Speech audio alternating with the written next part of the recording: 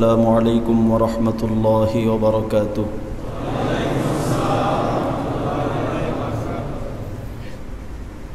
কোনো ব্যক্তি যখন মুমূর্ষু অবস্থায় থাকে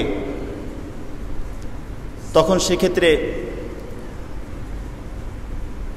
তার জন্য সবচেয়ে গুরুত্বপূর্ণ বিষয় হচ্ছে তিনি যেন ঈমান নিয়ে যেতে পারেন। আল্লাহ রাব্বুল আলামিন যদি সুস্থতা দান করেন তাহলে তো ভালো, কিন্তু মৃত্যু তো আসবেই।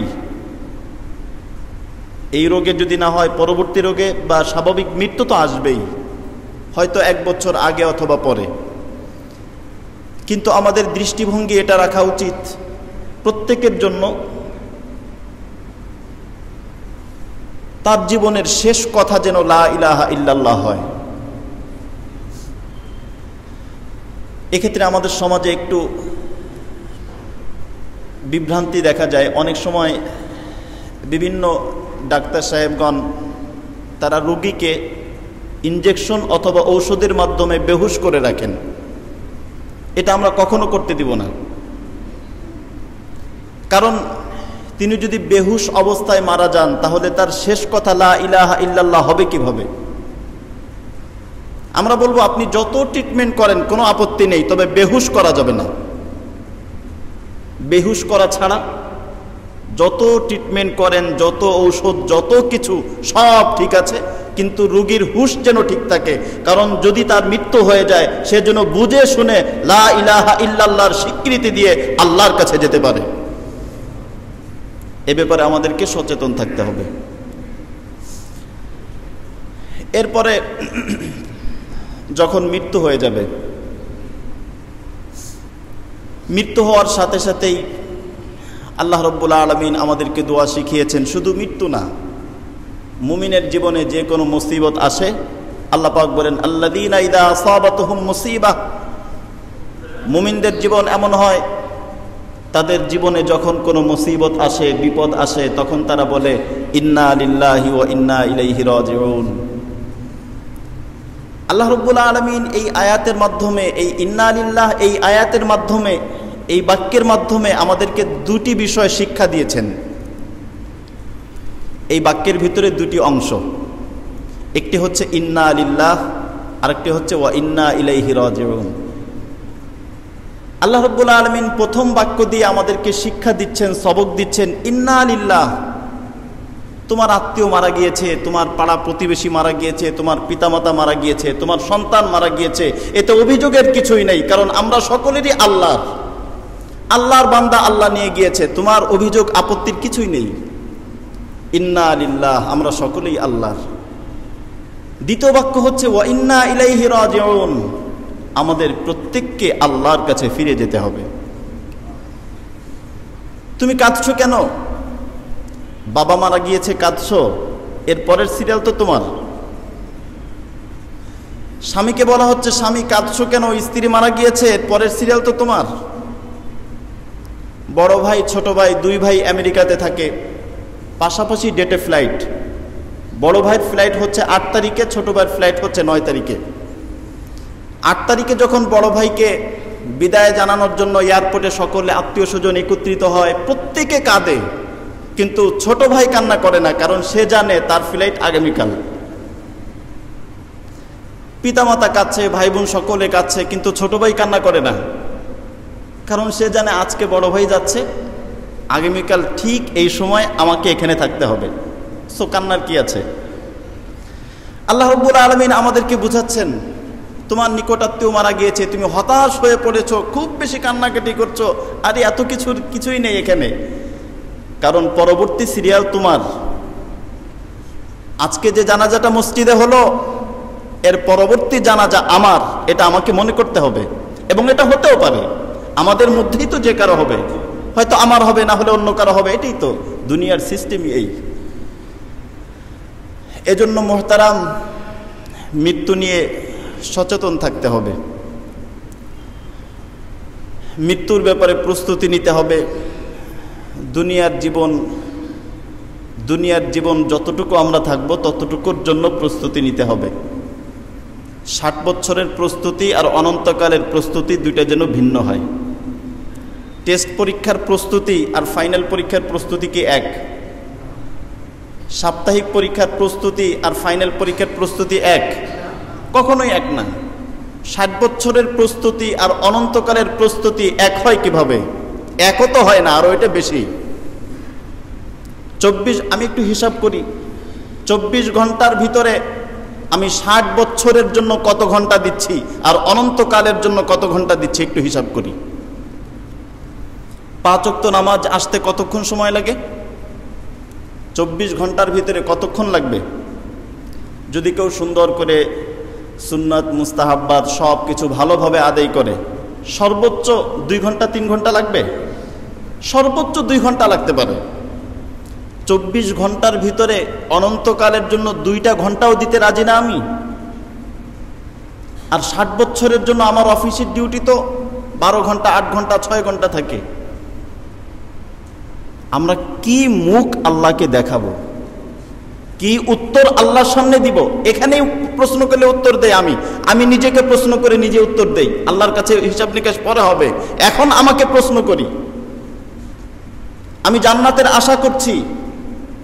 রব্বুল আলামিন যদি আমাকে জিজ্ঞেস করেন জান্নাতের আশা করছো, তোমার জন্য জান্নাত আমি বানিয়ে রেখেছি, কোনো সমস্যা নাই, আমার জান্নাতে শর্ট পড়বে না। পৃথিবীর মধ্যে যত মানুষ আছে প্রত্যেক মানুষের জন্য এক একটা করে জান্নাত বরাদ্দ আছে। সমস্ত মানুষও যদি জান্নাতি হয়ে যায় জান্নাতে শর্ট পড়বে না। আল্লাহ রাব্বুল আলামিন বলবেন আমার আপত্তি নেই তোমার জান্নাতে যেতে, তোমাকে জান্নাতে দিতে আমার কোনো আপত্তি নেই, প্রত্যেকের জন্য আমি জান্নাত বানিয়ে রেখেছি। তবে একটা প্রশ্নের উত্তর তো দাও, জান্নাতের জন্য কতটুকু সময় তুমি ব্যয় করেছো আর দুনিয়ার জন্য কতটুকু সময় তুমি ব্যয় করেছো? আল্লাহ রাব্বুল আলামিন আমাদের সকলকে বুঝার তৌফিক দান করুক। আমরা বুঝি না, সাময়িক বুঝি, পরে আবার ভুলে যাই। এই বুঝটা যদি আমাদের থাকে তাহলে কোনো মানুষ অন্যায়ভাবে টাকা ধরতে পারে না। এই বুঝটা যদি থাকে অন্যায়ভাবে কোনো মানুষ হারাম খেতে পারে না। এই বুঝটা যদি থাকে কোনো মানুষ দুর্নীতি করতে পারে না। এই বুঝটা যদি কেউ থাকে কোনো মানুষ সন্ত্রাসী করতে পারে না, চাঁদাবাজি করতে পারে না, মাস্তানি করতে পারে না, ছিনতাই করতে পারে না, কারণ সে জানে 2 দিনের জিন্দেগির পর সব শেষ। আল্লাহ রাব্বুল আলামিন আমাদেরকে বোঝার তৌফিক দান করুন। আমেরিকাতে একটা মিউজিয়াম আছে, ওই মিউজিয়ামের ভিতরে প্রত্যেক মানুষের মৃত্যুর পরবর্তী অবস্থাটা, সেখানে লাশের একটা ঘর, যেখানে মমি করে রাখা হয়, লাশের ঘর। তো ঢুকতেই প্রথম যে লাশটা সেটা হলো কেবল সবেমাত্র মৃত্যুবরণ করেছে এমন একটা লাশ। এরপরের লাশ সেটা হচ্ছে 3-4 দিন হয়ে গেছে একজন মানুষকে দাফন করার পরে 3-4 দিন হলে তার কি বাস্তব অবস্থা, হুবহু ওই অবস্থাটাকে উঠিয়ে মমি দিয়ে সুন্দর করে ওখানে রেখে দেয় মানুষকে দেখানোর জন্য যে 3 দিন পরে তোমার অবস্থা সেম এমন হবে। এরপরের লাশটা থাকে 1 সপ্তাহ বা 10 দিন, এরকম সিরিয়াল বাই করে শেষ পর্যন্ত এর শেষটাকে এটা দেখানো মিউজিয়ামের ভিতরে আছে। তো ওখানে লক্ষ্য করলে দেখা যায় প্রথম মিউজিয়াম যেটা একদম কেবলই মৃত্যুবরণ করলো তার লাশ তো সব ঠিক, 3-4 দিন পরের যে লাশটা যা নাকি 3-4 দিন পর উঠানো হয়েছে তার সব ঠিক আছে, কিন্তু চোখ পচে তার ভিতরে পোকা ঘুরছে। 5-6 দিন পরের যে লাশটা সেটা চোখ পোকা আছে, সাথে সাথে মুখ জিহ্বা সব পচে এর ভিতরে পোকা ঘুরছে। 10-12 দিন পেটের ভিতরে পূর্ণ পেট একটা পোকার কেমন যেন একটা ডিব্বা, পুরো পোকা ঘুরছে। আরো কয়েকদিন পর শেষ পর্যন্ত দেখা যাবে যে গোটা শরীরের ভিতরে পোকা আর পোকা। আর কিছু দিন পর দেখা যাবে ওই পোকা গোটা রুমকে শুধু পোকায় বেষ্টন করে নিয়েছে, ওই পেটের থেকে শরীর থেকে পোকা। কি করবা তুমি হারাম টাকা দিয়ে? দুর্নীতিবাজ দুর্নীতি করে কয় টাকা কামাইবা? কি করবা তুমি হারাম টাকা দিয়ে? একটু দেখে আসো 1 মাস পর তোমার শরীরের অবস্থা কি হবে। ছিনতাইকারী ছিনতাই করে কি করবা? দুর্নীতি করে কি করবে? 1 মাস পরে তোমার অবস্থা কি হবে দেখে আসো। পেটের ভিতরে সুদ এবং ঘুষ হারাম টাকা ঢুকিয়ে পেট সুন্দর দেখা যাচ্ছে, পেট ভালো, ওই পেটের বাস্তব অবস্থাটা কি, 1 মাস পরে কি হবে, মিউজিয়ামের মধ্যে গিয়ে দেখে আসো, শুধু পোকা আর পোকা।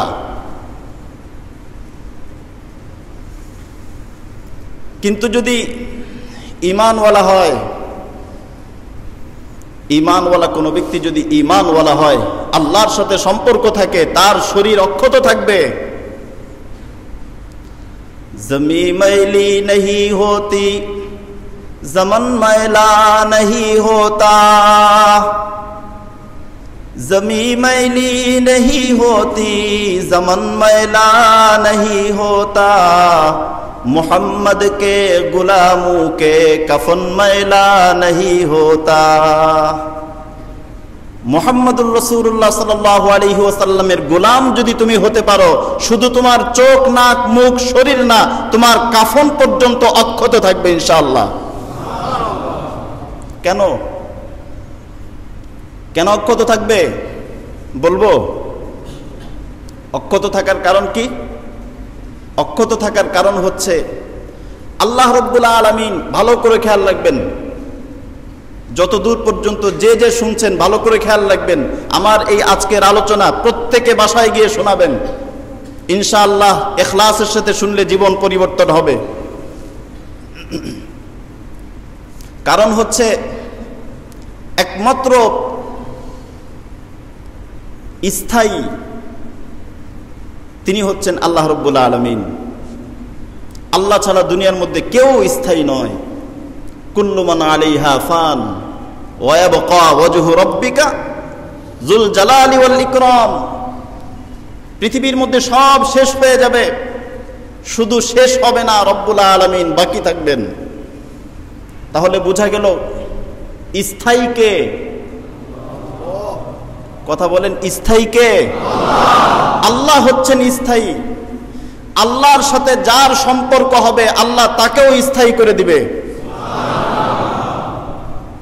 আল্লাহর সাথে যদি কোনো ব্যক্তির সম্পর্ক হয়, আমার শরীরের সম্পর্ক আল্লাহর হুকুমের সাথে, আমার কপালের সম্পর্ক আল্লাহর হুকুম সিজদার সাথে, আমার হাতের সম্পর্ক আল্লাহর হুকুম নামাজের সাথে, আমার শরীরের সম্পর্ক আল্লাহর হুকুম হালালের সাথে, আল্লাহর হুকুমের সাথে যদি সম্পর্ক হয়, আল্লাহর সাথে যদি সম্পর্ক হয়, রব্বুল আলামিন যেরকম স্থায়ী, আল্লাহ রব্বুল আলামিন আমাকেও স্থায়ী করে দিবেন। কত প্রেসিডেন্ট আসলো আর গেল, কয়জনের নাম জানি। অনেক দূরের, শত শত বছর আগের প্রেসিডেন্ট তো দূরের কথা, বিগত 20-25 বছর আগের প্রেসিডেন্ট যারা মারা গিয়েছেন, কয়জনের নাম মনে থাকে? 100 বছর পর খুঁজে পাওয়া যাবে কোন দেশের প্রেসিডেন্ট কে? হযরতে আবু বকর সিদ্দিক রাদিয়াল্লাহু আনহু নাম খুঁজে পাওয়া যাবে? কি বলেন, নাম খুঁজে পাওয়া যাবে? এই পৃথিবী যতদিন থাকবে আবু বকর সিদ্দিকের নাম থাকবে।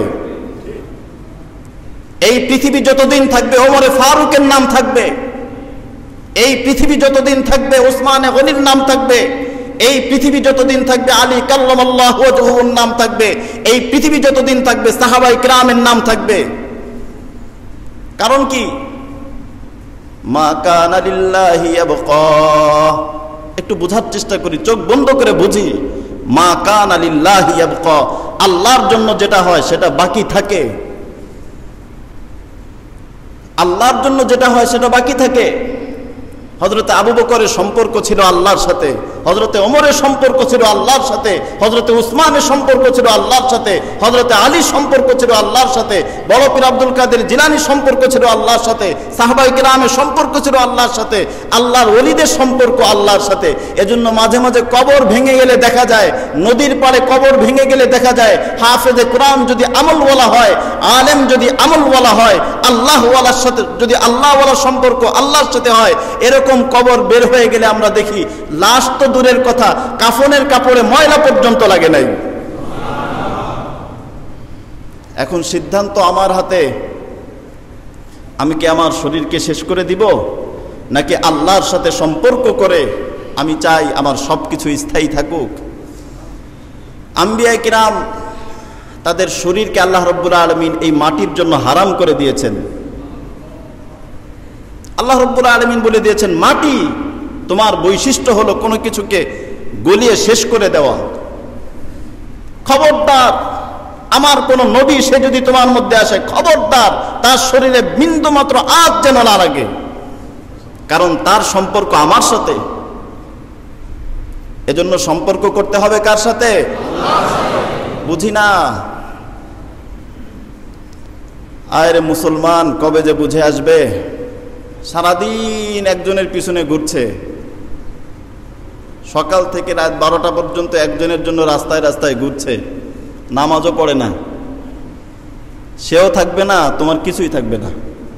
ঘুরতে যদি হয় কোনো আল্লাহওয়ালার পিছনে পিছনে ঘোরো, তোমার জিন্দেগি চেঞ্জ হয়ে যাবে। কোনো মদখোরের পিছনে ঘুরো না, কয়দিন পর তুমিও নেশায় অভ্যস্ত হয়ে যাবে। কোনো দুর্নীতিবাদের পিছনে ঘুরো না, তুমিও দুর্নীতিতে অভ্যস্ত হয়ে যাবে।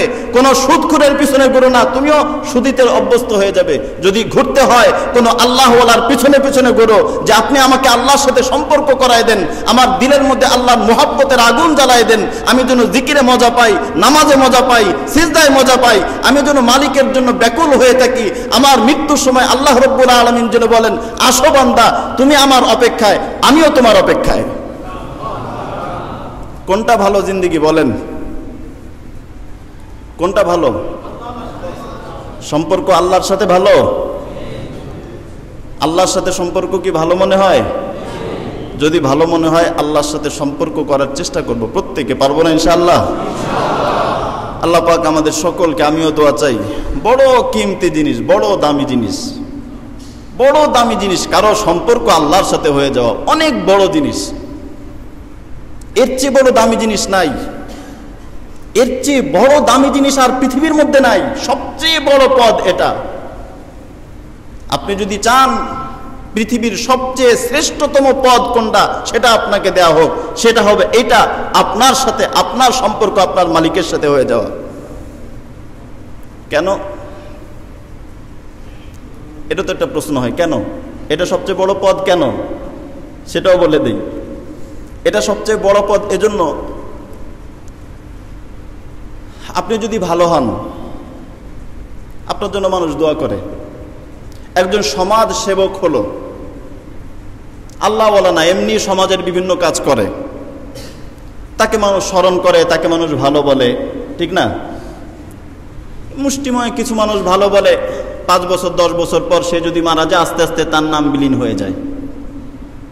কিন্তু কোনো মানুষ যদি আল্লাহওয়ালা হয়, তাহলে যতদিন পর্যন্ত এই পৃথিবী থাকবে, যতদিন পর্যন্ত নামাজ হইতে থাকবে, ওই নামাজের মধ্যে সমস্ত মুসলমান, সারা পৃথিবীর সমস্ত মুসলমান, উত্তর থেকে দক্ষিণ, পশ্চিম থেকে পূর্ব, সারা পৃথিবীর সমস্ত মুসলমান, শুরু থেকে শেষ কিয়ামত পর্যন্ত মুসলমান প্রতিদিন প্রতি রাকাত নামাজে তার জন্য দোয়া করবে, আসসালামু আলাইনা ওয়া আলা ইবাদিল্লাহিস সালিহিন। আল্লাহ, আপনার যে নেককার সালেহ বান্দা আছে তাদের উপর আপনি রহমত বর্ষণ করেন। আমি যদি সালেহ হইতে পারি, নেককার হতে পারি, তাহলে শুধু এই কয়জন মানুষ আমার জন্য দোয়া করবে? শুধু এই বছরের মানুষ আমার জন্য দোয়া করবে? শুধু এই শতাব্দীর মানুষ আমার জন্য দোয়া করবে? শুধু এই দেশের মানুষ আমার জন্য দোয়া করবে? পৃথিবী যতদিন থাকবে ততদিন আমার জন্য প্রতি নামাজে দোয়া হতেই থাকবে। এই দোয়া না পড়লে তো আত্তাহিয়াতুই পড়া হলো না। আত্তাহিয়াতুর মধ্যে পড়ি না আমরা এটা?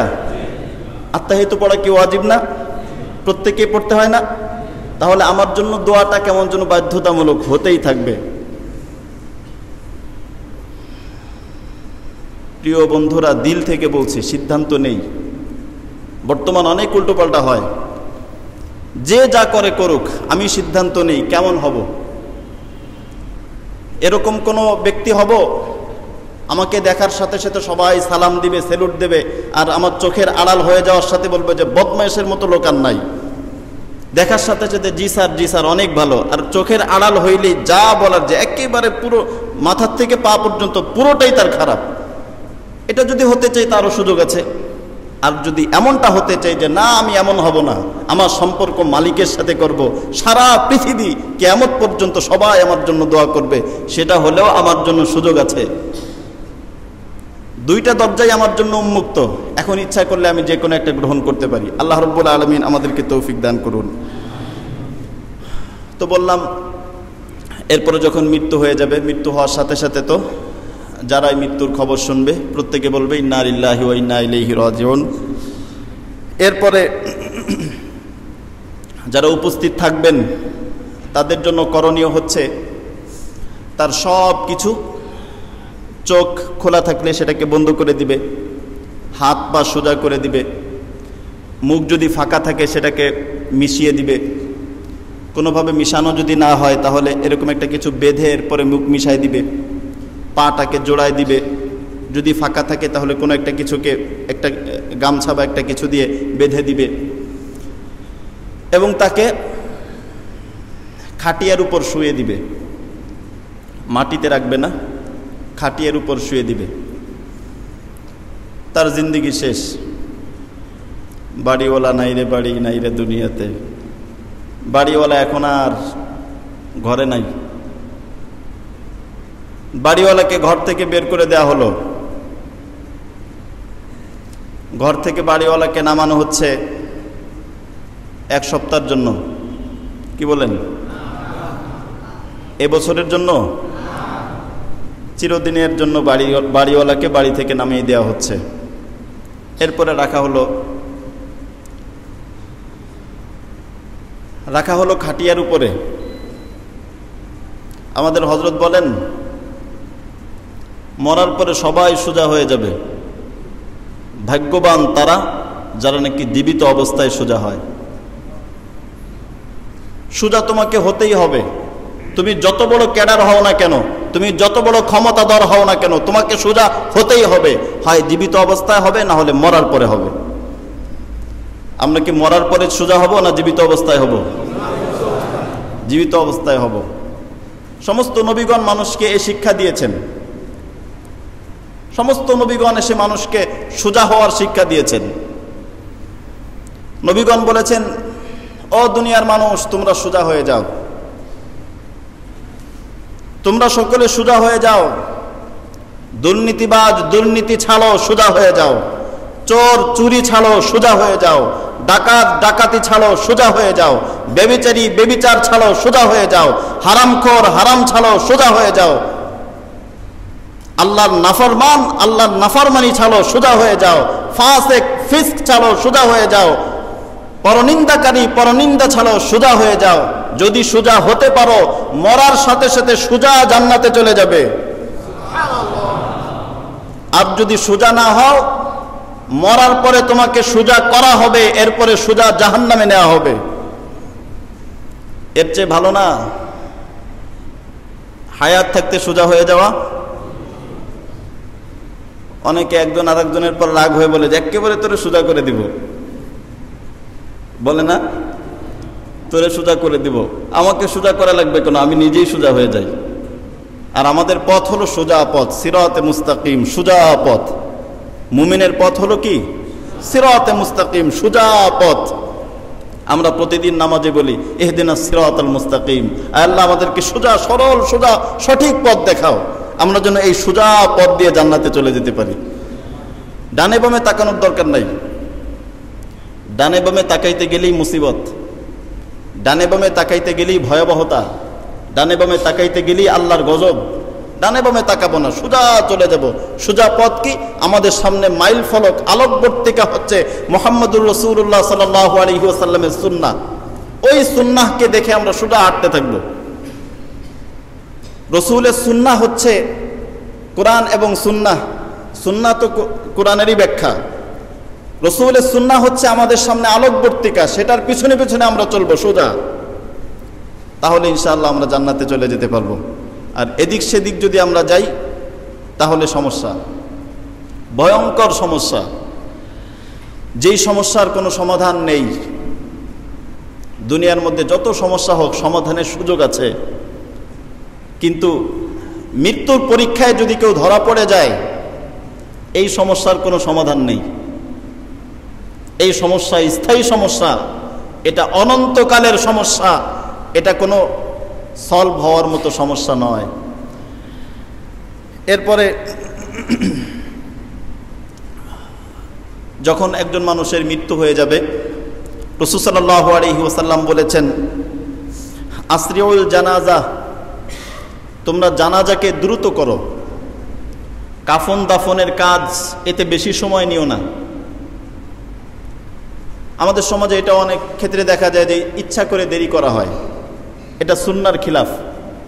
সুন্নাহ হচ্ছে মৃত্যুবরণ করার সাথে সাথে দ্রুত তাকে দাফন করার জন্য যা কিছু দরকার এগুলো দ্রুত করে তাড়াতাড়ি তাকে দাফনের ব্যবস্থা করে দিতে হবে, এটা হচ্ছে সুন্নাহ। আমি যদি দেরি করি, একটু বিলম্ব করি, তাহলে জানাজার মধ্যে অনেক মানুষ হবে, অনেক মানুষ একত্রে নামাজ জানাজায় অংশগ্রহণ করবে।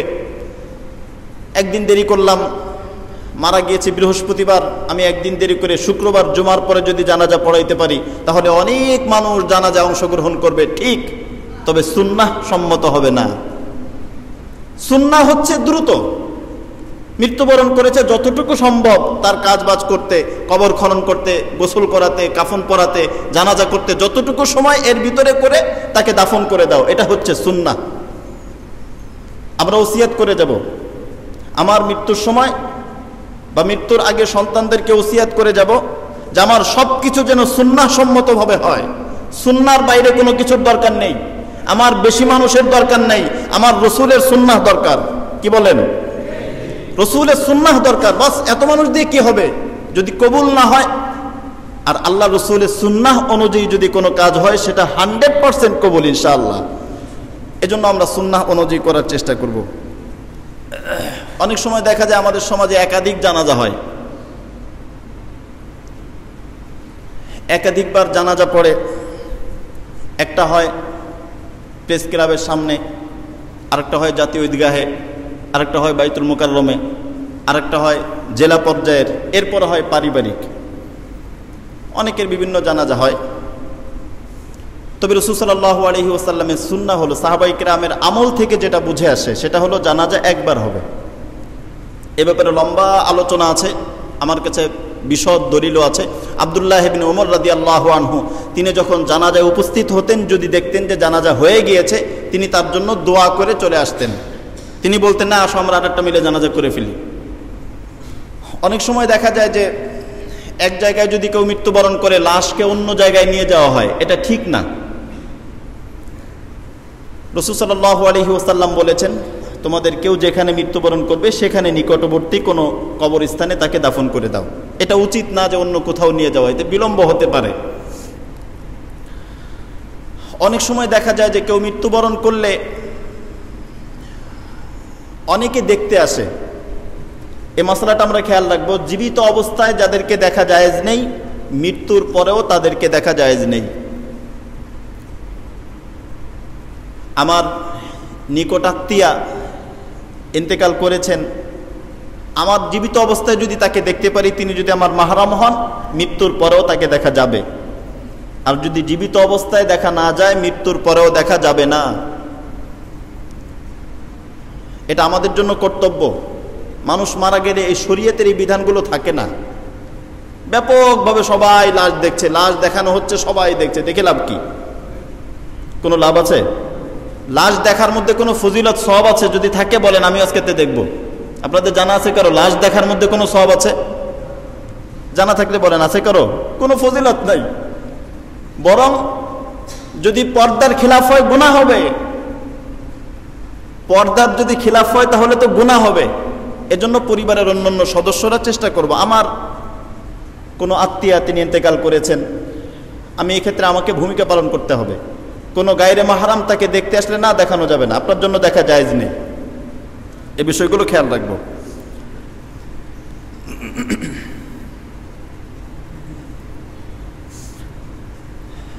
অনেকে আমাদের কাছে জিজ্ঞেস করেন যে মারা যাওয়ার পর আমাদের জন্য করণীয়টা কি, কি করব? আমাদের জন্য করণীয় হচ্ছে, রাসূল সাল্লাল্লাহু আলাইহি ওয়াসাল্লাম হাদিসের মধ্যে বলেছেন, ইস্তাগফিরু লিআখিকুম, যিনি মারা গিয়েছেন তার জন্য তোমরা ইস্তেগফার করো আল্লাহর কাছে, যে আল্লাহ তুমি তাকে ক্ষমা করে দাও। এটাই আমাদের জন্য করণীয়। যিনি মারা যাবেন তার জন্য আল্লাহর কাছে ক্ষমা প্রার্থনা করা, যে আল্লাহ তুমি তাকে ক্ষমা করে দাও। কারণ মানুষের ভুল হতেই পারে, আল্লাহ রাব্বুল আলামিনের কাছে ক্ষমা চাবো তার জন্য।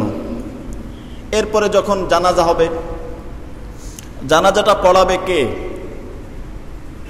স্বাভাবিকভাবে আমাদের দেশে জানাজা ইমাম সাহেবই পড়ান, ইমাম সাহেবই পড়ানোর যে পরিবেশ, ইমাম সাহেবই পড়াবেন। তবে এর থেকে ভালো হয় জানাটা যদি সন্তান পড়াতে পারে। আমি যদি কারো জানাজা পড়াই, আমার কথা বলি, আমি যদি কারো জানাজা পড়াই, সেটা শুধু জানাজাই হবে। একজন মুসলিম ভাই তার জানাজা পড়াচ্ছি, এতটুকুই। এর চেয়ে বেশি কিছু কি আছে? কিন্তু আমার জানাজা যদি আমার সন্তান পড়ায়, সেক্ষেত্রে অন্য আবেগ, অন্য অনুভূতি কাজ করবে, যেটা পৃথিবীর আর কারো মধ্যে থাকবে না। ওই আবেগ, ওই অনুভূতি, তার হৃদয়ের মধ্যে ওই ব্যথা, আল্লাহর কাছে ওই প্রার্থনা, ওই কাকুতি মিনতি, এটা কারো মধ্যে থাকবে না। ওই সন্তান যখন আল্লাহু আকবার বলবে, ভাঙা ভাঙা কণ্ঠে তার বাঁধ ভাঙা কান্না আসবে, তার চোখের সামনে ভেসে উঠবে তার বাবা তার জন্য কি করেছে।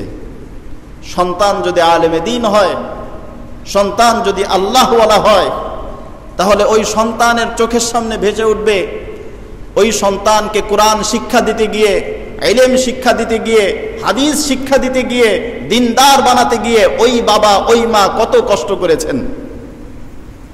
আমরা দেখি অনেক বাচ্চাদেরকে নিয়ে আসে মাদ্রাসার ভিতরে, তার মা গেটের মধ্যে দাঁড়ায় থাকে। ছুটির পরে যখন বাচ্চা আসে, তখন বাচ্চাও কান্না করে, সাথে সাথে মাও কান্না করে। 7 বছরের বাচ্চা, খানার সময় যখন হয়, সাথে সাথে মা বাবা খাবার নিয়ে বাচ্চার কাছে চলে আসে। এই স্মৃতিগুলো সে কখনোই ভুলবে না। আল্লাহু আকবার যখন বলবে, এই স্মৃতিগুলো তার চোখের সামনে ভেসে উঠবে। সে যখন দোয়া পড়বে, স্বাভাবিক ইমাম সাহেব তারা দোয়া পড়েই যান। সে যখন দোয়া পড়া শুরু করবে, আল্লাহুম্মা গফির লিহাইয়িনা ওয়া মাইয়িতিনা ওয়া শাহিদিনা ওয়া গায়িবিনা ওয়া সাগীরিনা ওয়া কাবীরিনা ওয়া যাকারিনা ওয়া উনসানা, তার চোখ দিয়ে টপ টপ করে পানি পড়বে। তার হৃদয়ের ব্যথা, হৃদয়ের আকুতি একটাই থাকবে, মালিক আমার পিতা আমার মাতাকে মাফ করে দাও। মালিক তুমি তো কোরআনে নির্দেশ দিয়েছো পিতামাতার সাথে ভালো ব্যবহার করার জন্য। আমার কাছে যতদিন ছিল ততদিন তো আমি চেষ্টা করেছি ভালো ব্যবহার করতে, এখন তো তোমার কাছে চলে যাচ্ছে, তুমি তার সাথে ভালো আচরণ করো, তুমি তার জন্য ভালো কিছুর ব্যবস্থা করে দাও। এই আকুতি, এই চোখের পানি ইমাম সাহেবের আসবে না। এজন্য মোহতারাম, যদি পারেন কমপক্ষে একটা সন্তানকে আলেমে দ্বীন বানাবেন, আল্লাহওয়ালা। শুধু আলেমে দ্বীন যথেষ্ট না। অনেক আলেম আছে সাধারণ লোক থেকে আরো বেশি খারাপ। হাদিসের মধ্যে আসছে, ওয়া ইন্না শাররা শিরারিন নাসি শিরারুল উলামা, দুনিয়ার মধ্যে সবচেয়ে খারাপ ও আলেম, সবচেয়ে ভালো সেটাও আলেম। আপনাকে পার্থক্য করে বুঝে নিতে হবে কোনটা ভালো কোনটা খারাপ। এজন্য আল্লাহওয়ালা, যেই আলেমের সম্পর্ক আল্লাহর সাথে, এরকম একটা ছেলেকে আপনি বানান। আপনার একটা সন্তানকে আলেমে দ্বীন বানান, আল্লাহওয়ালা বানান। যদি আলেমে দ্বীন বানাইতে না পারেন, কমপক্ষে এতটুকু যেন হয় সে আল্লাহওয়ালা হয়। সে হতে পারে কোনো ডিসি হলো, কিন্তু আল্লাহওয়ালা ডিসি হতে পারে। অনেকে আছেন, আমার পরিচিত একজন ডিসি সাহেব আছেন, তাকে দেখলে কেউ বলবেন না উনি ডিসি সাহেব। সবসময় মাথায় পাগড়ি জুব্বা এরকম থাকে। হতে পারে আপনার ছেলে কর্নেল হতে পারে, মেজর হতে পারে, কোনো সমস্যা নেই, তবে সেজন্য আল্লাহওয়ালা হয়। আপনার ছেলে সচিব হতে পারে, সেজন্য আল্লাহওয়ালা হয়। আপনার ছেলে ডাক্তার হতে পারে, সেজন্য আল্লাহওয়ালা হয়। আপনার ছেলে প্রফেসর হতে পারে, সেজন্য আল্লাহওয়ালা হয়। আপনার ছেলে বিসিএস ক্যাডার হতে পারে, সেজন্য আল্লাহওয়ালা হয়, দিনদার হয়। কমপক্ষে এটা তো করেন। অবশ্যই এটা তো অবশ্যই যে কেউ করতে পারে। আফসোস লাগে, কি পরিমাণ ব্যথা যে লাগে যখন অভিভাবকরা বলেন আমার সন্তানের এই করব সেই করব, কত ফিকির আল্লাহর জন্য। ওই ফিকির কবে হবে আমার ছেলে যেন আল্লাহওয়ালা হয়, ওই ফিকির নাই। শতকরা 2% লোকের মধ্যে ওই ফিকির নাই। সন্তানের কোচিংয়ের জন্য যেই ফিকির, সন্তানের ভালো ইউনিভার্সিটিতে ভর্তির জন্য, ভর্তির প্রিপারেশনের জন্য যেই ফিকির, তার ভালো সার্টিফিকেটের জন্য যেই ফিকির, ভালো চাকরি বাকরির জন্য যেই ফিকির, ভালো গাড়ি বাড়ির জন্য যেই ফিকির, দিনদার এবং আল্লাহওয়ালা হওয়ার জন্য ওই ফিকির নাই। তাহলে আমার সন্তান আমার জানাজা কিভাবে পড়াবে? এজন্য চেষ্টা করব প্রত্যেকেই আমার এতটুকু যে কমপক্ষে একটা সন্তান যেন হাফেজে কোরআন হয়, আলেমে দ্বীন হয়। যদি এটা না পারি কমপক্ষে এতটুকু তো করব, একটা সন্তান যেন, প্রত্যেক সন্তান তো হবেই, কমপক্ষে একজন যেন আল্লাহওয়ালা হয়। সন্তানের অসুখ হলে ডাক্তারের কাছে নিয়ে যাওয়ার জন্য কত ব্যস্ত হয়ে যায় আমরা।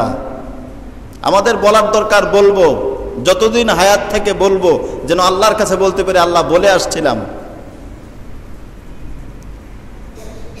এখানে তো সবার সন্তান, অনেকেরই তো সন্তান আছে, সন্তান ছাড়া তো প্রায়ই তো সন্তান আছে।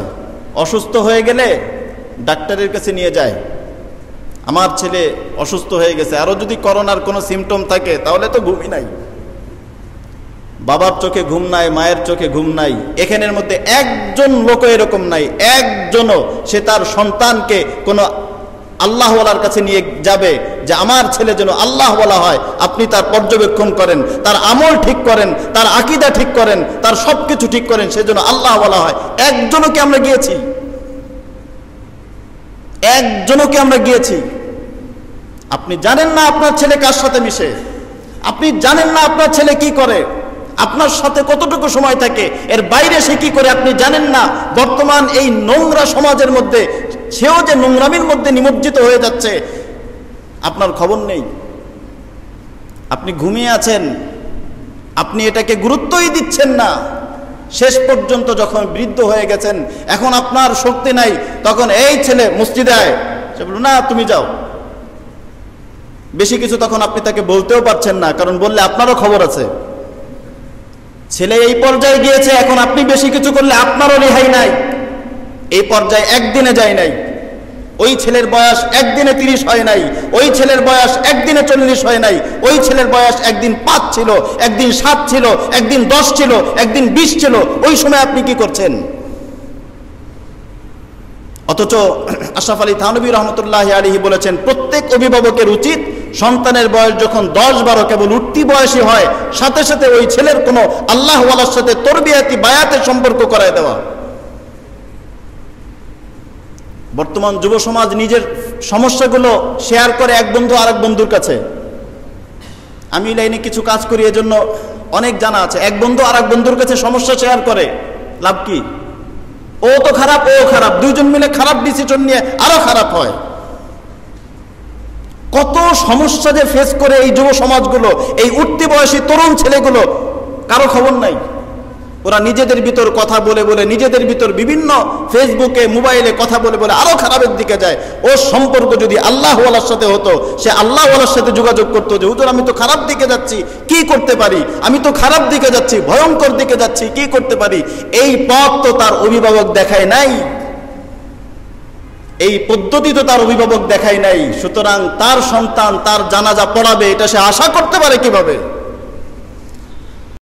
আমরা জ্ঞানের কাফেলা,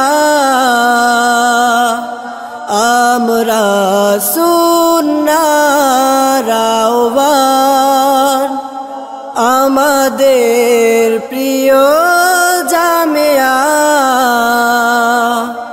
প্রিয় মার্কা সুন্নাহ। তাহিয়াতুল্লাহ